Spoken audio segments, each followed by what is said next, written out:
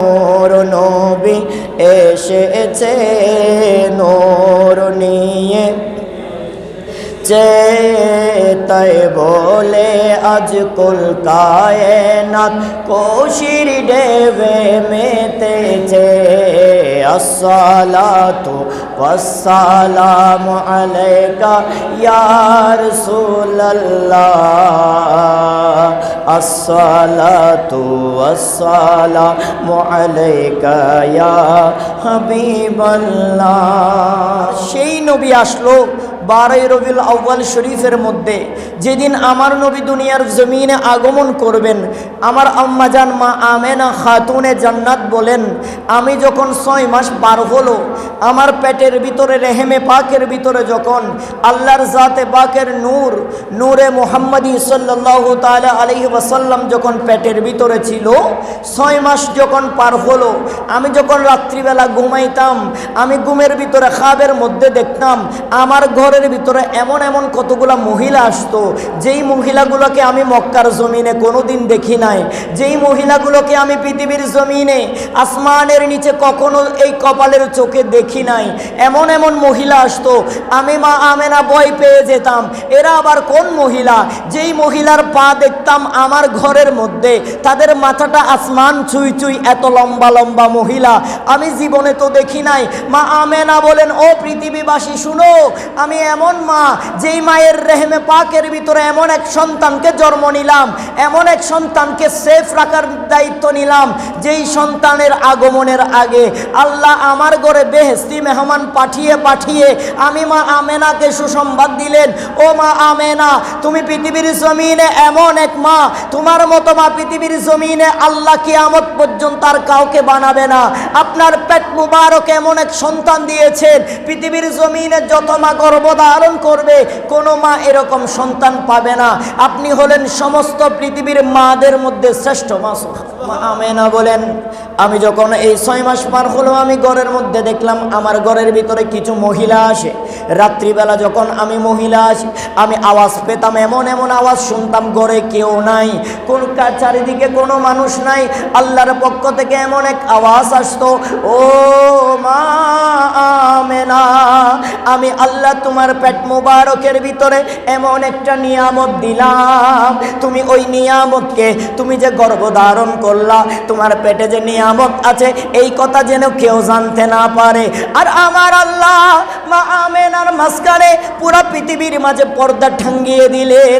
আমার মারা গর্ভধারণ করলে পেট উঁচু হয়ে যায়, বাড়ি কাজ করতে পারে না, বাড়ি কিছু আলগাতে পারে না। কিন্তু মা আমেনা বলেন, আমার 6 মাস হয়ে গেল, তারপরে আমার পেটের মধ্যে কোনো ভারী অনুভব হয় না, কেউ আছে সেটাও অনুভব হয় না। কিন্তু যখন খাবের মধ্যে, যখন রাত্রিবেলা ঘুমের মধ্যে থাকি, তখন দেখলাম জান্নাতের কিছু মেহমান আসে আমার ঘরের মধ্যে, এসে বেহেশতের পালক নিয়ে, বেহেশতের আবে জমজমের পানি নিয়ে, ওই পালকের মধ্যে পানি লাগিয়ে আমি মা আমেনার পেট মুবারকের মধ্যে পালকগুলা মালিশ করে দে, পায়ের তালুর মধ্যে মালিশ করে দে। আমি ভয় পেয়ে উঠে দাঁড়াই, ও তোমরা কারা কারা?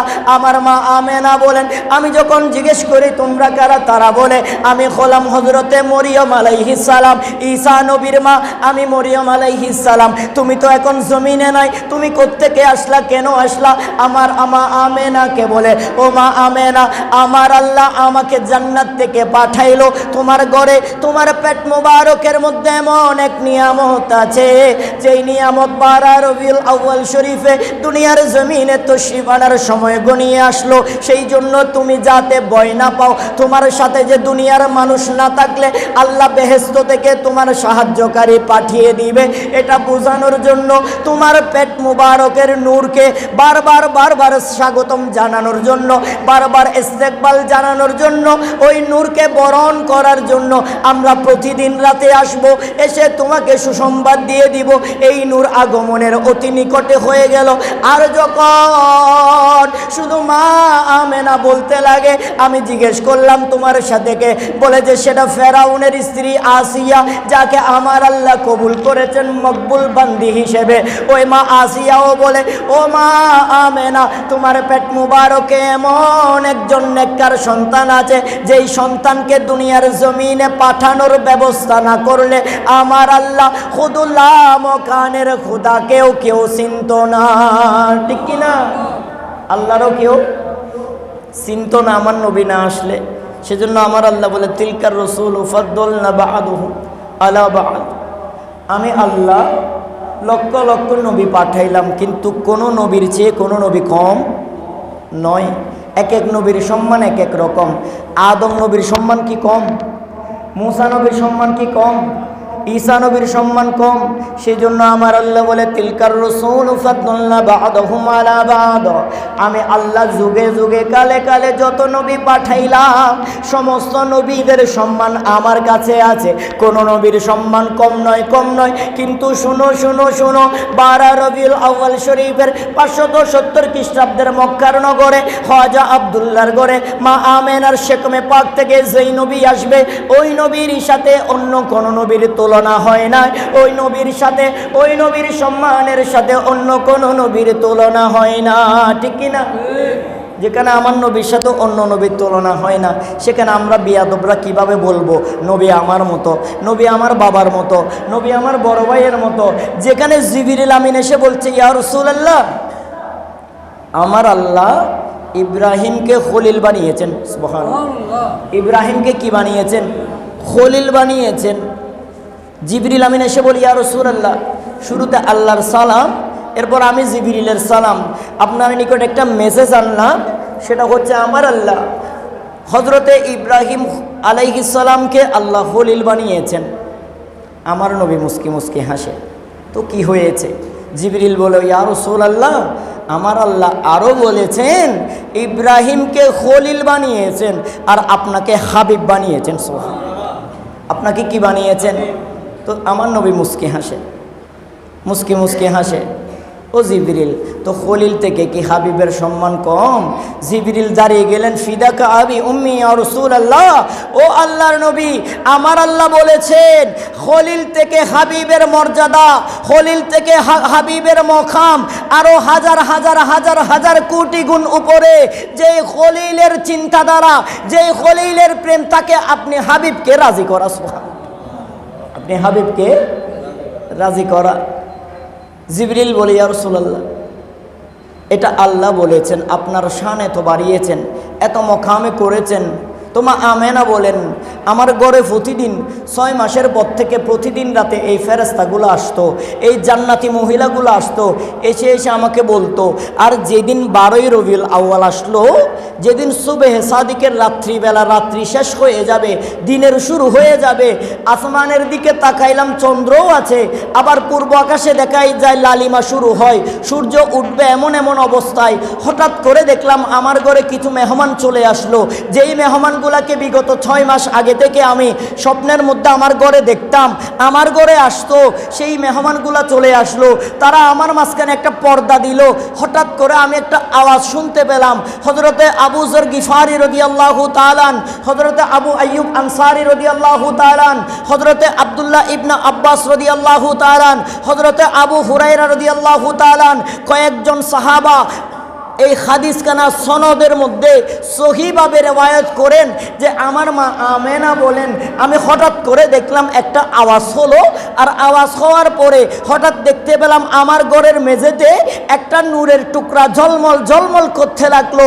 আমি খেয়াল করে দেখলাম ওই নূরের টুকরা ঝলমল ঝলমল করে দুনিয়ার জমিনের সন্তান প্রসব করলে ওয়া ওয়া করে কান্না করে মায়ের বুকের উপর দেওয়া হয়, কিন্তু আমার আল্লাহ দেখলেন অন্যরকম ভিন্ন ঘটনা করিয়ে দিলেন। আমার পেট মুবারক থেকে এমনভাবে বের হলো, আমি মা আমেনাও জানি না, একটা আওয়াজ হলো, কোন দিকে বের হলো জানলাম না, কেমনে বের হলো জানলাম না। এমন মুস্তাফাকে জন্ম দিলাম, দেখলাম জমিনের মধ্যে শুয়ে রইল, কপালখানা মাটির মধ্যে রইল, সুবহানা রব্বিয়াল আলা নয়, বলতে লাগলো রব্বি হাবিলি উম্মতি, রব্বি হাবিলি উম্মতি, সিজদার মধ্যে পড়ে রইল, মুষ্টিখানা বন্ধ করে একটা আঙ্গুলকে উপরে তুললো, যে এইভাবে আমরা মুসল্লিরা তাশাহুদের মধ্যে আশহাদু আল্লা ইলাহা ইল্লাল্লাহ বলার সময় আঙ্গুল তুলি, আমি দেখলাম আমার পেট মুবারক থেকে আমার মুহাম্মদুর রাসূলুল্লাহ যখন দুনিয়ার জমিনে আসলো সিজদার মধ্যে পড়ে রইল। সিজদার তাসবিহ হয় রব্বি হাবিলি উম্মতি, সিজদার তাসবিহ হয় আনা মুহাম্মদুর রাসূলুল্লাহ, সিজদার তাসবিহ হয় লা ইলাহা ইল্লাল্লাহ মুহাম্মদুর রাসূলুল্লাহ আনা নবিয়ুল্লাহ, সিজদার তাসবিহ হয় আঙ্গুলটা উপরে থাকে রব্বি হাবিলি উম্মতি। আমি তো অবাক হয়ে গেলাম, হঠাৎ করে দেখলাম অন্ধকারের একটা আলো চলে আসলো, বুঝতে পারলাম না কি হয়ে গেল। একটা আওয়াজ আসলো, ও আমার ফেরেশতারা, আমার মা আমেনা যেই নূরকে দুনিয়ার জমিনে পাঠালো, যেই নূরকে দুনিয়ার জমিনে প্রসব করলো, ওই নূরকে পুরা কুল কায়নাতের মধ্যে একবার ঘুরিয়ে আনো, যেন কুল কায়নাতের সবাই জেনে যায় মুস্তাফা এসে গিয়েছে। মা আমেনা বলেন, আমি হঠাৎ করে দেখলাম ওই নূর আর আমার ঘরে নাই। ফেরেশতারা নূরটাকে নিয়ে পুরা কুল কায়নাতের মধ্যে দেখিয়ে দিলেন, দেখিয়ে দিয়ে প্রচার করে দিলেন নবী এসে গিয়েছেন। আবারও নূরখানা আনলেন, আবারও নূর যখন আসলো আমি দেখলাম আমার ওই নূরে পাক যখন ঘরের মধ্যে আনা হলো, শুধু আমার ঘর নয়, পুরা মক্কা নগর থেকে ওই শাম দেশের বাদশার সেই প্রাসাদ পর্যন্ত অন্ধকারে, যেটা হাজার হাজার মাইল দূরে, অনেক দিন সফর করে গিয়ে দেখতে হয়। আমি দেখলাম আমার মুস্তাফাকে যখন আমার ঘরে আনলো, আমার নবীর নূরের আলোতে ওই হাজার হাজার মাইল পর্যন্ত আলোকিত হয়ে গেল। শাম দেশের বাচ্চার প্রাসাদ পর্যন্ত দেখা গেল। মক্কা ঘরের ভিতরে 360টা মূর্তি ছিল, ওই মূর্তিগুলা নিজে নিজে লুঠে পড়লো, ভেঙে চুরমার হয়ে গেল। কাবা তো কাবা ছিল, কাবা তো সুজা ছিল, কাবা তো অনেক বড় একটা দালান ছিল, অনেক বড় ইমারত ছিল। আমি মা আমেনা দেখতে পেলাম, আমার মুস্তাফার নূরের আলোতে দেখলাম ওই কাবা আর সুজা নাই, কাবা একদিকে ঝুঁকে গেল। কোন দিকে ঝুঁকলো খেয়াল করলাম, কাবা আমি মা আমেনার ঘরের দিকে ঝুঁকে গেল। সুবহানাল্লাহ।